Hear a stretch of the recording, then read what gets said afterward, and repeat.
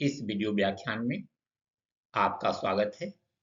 आज हम India as a global economic power, Bharat एक वैश्विक आर्थिक शक्ति के रूप विषय पर बात करेंगे।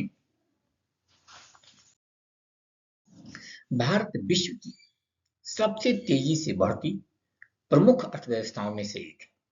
इसकी जीडीपी की वृद्धि दर लगातार उच्च बनी हुई है और यह वैश्विक आर्थिक संरचना में एक महत्वपूर्ण स्थान प्राप्त कर रहा है।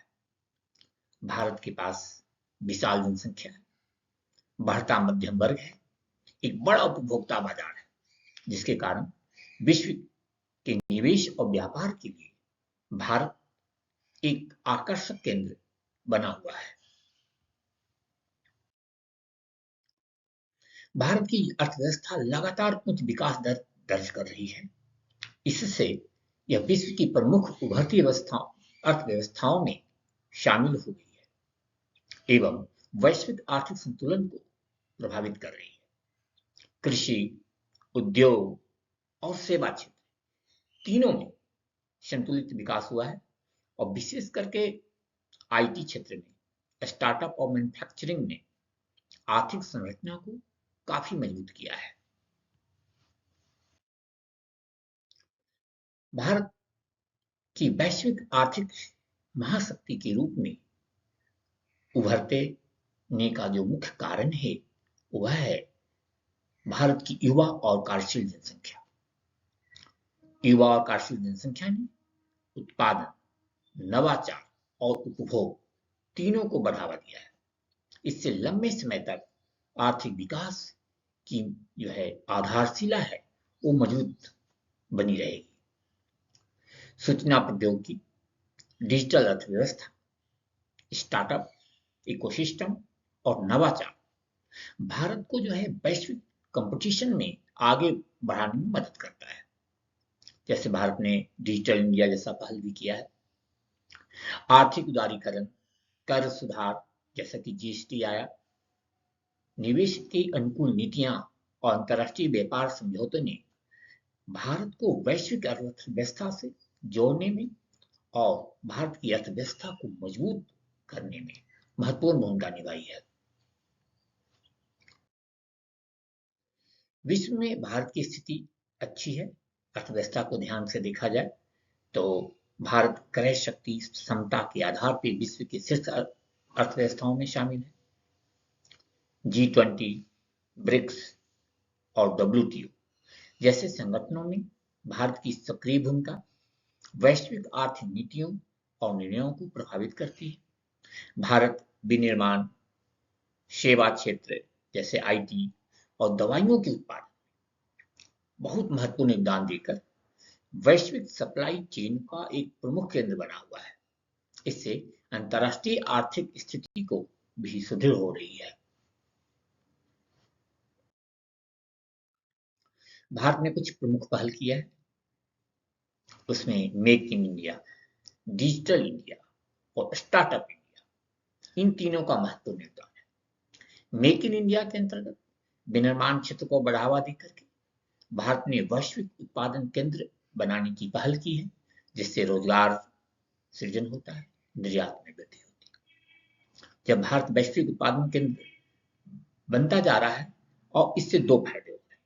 पहला, रोजगार का सृजन और दूसरा, निर्यात में वृद्धि। डिजिटल इंडिया के द्वारा अवसंरचना मजबूत की गई है। डिजिटल अवसंरचना, ई गवर्नेंस और डिजिटल सेवाओं का विस्तार किया गया है और इसके माध्यम से अर्थव्यवस्था को आधुनिक और अधिक से अधिक पारदर्शी बनाने का प्रयास किया गया है। तीसरा है स्टार्टअप इंडिया। स्टार्टअप इंडिया के अंतर्गत नवाचार और उद्यमिता को प्रोत्साहित किया गया है। नए स्टार्टअप्स के विकास, निवेश आकर्षण और नए अवसरों के सृजन को प्रोत्साहित किया गया है। निर्यात और व्यापार देखें तो भारत जो है वस्त्र, दवाइयां, पेट्रोलियम उत्पाद, आईटी सेवाएं और कृषि उत्पाद जैसे विभिन्न क्षेत्रों में निर्यात करता है। जिससे जो है वैश्विक बाजार में भारत की स्थिति जो है स्थिर और व्यापक बनी हुई है। विशेष करके आईटी और बीपीओ सेवाओं में भारत विश्व स्तर पर अग्रणी है, जो विदेशी मुद्रा अर्जन का प्रमुख स्रोत बनकर व्यापार संतुलन को मजबूत करता है। डब्ल्यूटीओ के अंतर्गत सक्रिय भागीदारी तथा विभिन्न द्विपक्षीय और क्षेत्रीय व्यापार समझौतों के माध्यम से भारत ने अंतर्राष्ट्रीय व्यापार को बढ़ावा दिया है। विदेशी निवेश देखें तो भारत में प्रत्यक्ष विदेशी निवेश लगातार बढ़ रहा है। इससे उद्योग, अवसंरचना और सेवा क्षेत्र को पूंजी तथा तकनीकी सहयोग प्राप्त हो रहा है। सरकार द्वारा उदारीकरण, कर सुधार और मेक इन इंडिया जैसी पहलों के माध्यम से विदेशी निवेशकों के लिए अनुकूल वातावरण तैयार किया गया है। अनेक बहुराष्ट्रीय कंपनियां भारत में उत्पादन, अनुसंधान और सेवा केंद्र स्थापित कर रही है, जिससे रोजगार सृजन, तकनीकी हस्तांतरण और आर्थिक विकास को गति मिल रही है।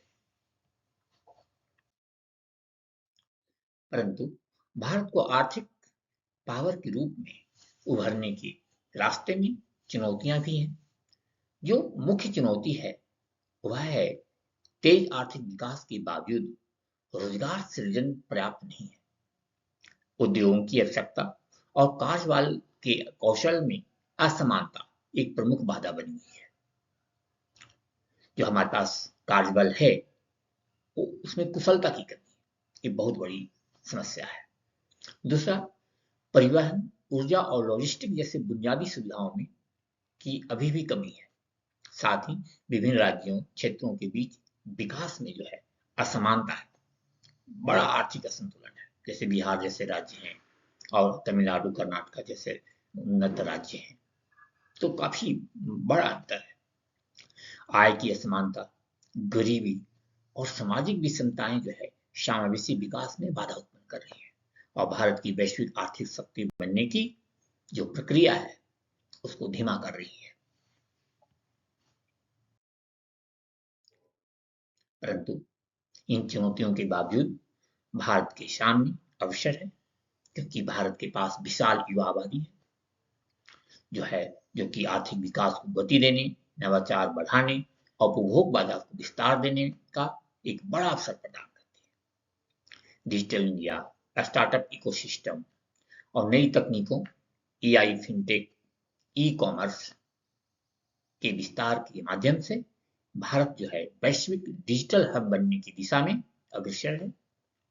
चीन+1 रणनीति के तहत बहुराष्ट्रीय कंपनियां जो है उत्पादन के वैकल्पिक केंद्र खोज रही है और जिसमें भारत एक बहुत बड़ा ऑप्शन है, विकल्प है बहुराष्ट्रीय कंपनियों के सामने। और इससे जो है निर्यात और निवेश को बढ़ाने का महत्वपूर्ण जो है अवसर मिल सकता है। भविष्य की जो संभावनाएं हैं, निरंतर उच्च आर्थिक वृद्धि, निवेश और उत्पादन क्षमता के आधार पर भारत आने वाले वर्षों में विश्व की शीर्ष 3 अर्थव्यवस्थाओं में स्थान प्राप्त करने की दिशा में अग्रसर है। Digital India, artificial intelligence, semiconductor और डिजिटल सेवाओं के विकास के माध्यम से भारत वैश्विक तकनीकी नेतृत्व क्षमता स्थापित कर सकता है। G20, ब्रिक्स जैसे मंचों पर सक्रिय भूमिका और नए व्यापार समझौतों के माध्यम से भारत का वैश्विक आर्थिक और राजनीतिक प्रभाव और भी अधिक मजबूत होने की संभावना है। निष्कर्ष के तौर पर हम कह सकते हैं कि भारत ने तीव्र आर्थिक विकास किया है, व्यापार, बाजार और नीतिगत सुधारों के आधार पर वैश्विक अर्थव्यवस्था में अपनी मजबूत उपस्थिति स्थापित की है। जहां एक ओर जनसांख्यिकीय लाभ, डिजिटल विकास और निवेश अवसर मौजूद हैं, वहीं बेरोजगारी, असमानता और अवसंरचना जैसी चुनौतियां भी है, जिसका समाधान करना आवश्यक है। यदि सतत और समावेशी विकास नीतियों को प्रभावी ढंग से लागू किया जाए तो भारत निकट भविष्य में वैश्विक आर्थिक शक्ति के रूप में उभर कर अग्रणी भूमिका निभा सकता है। धन्यवाद।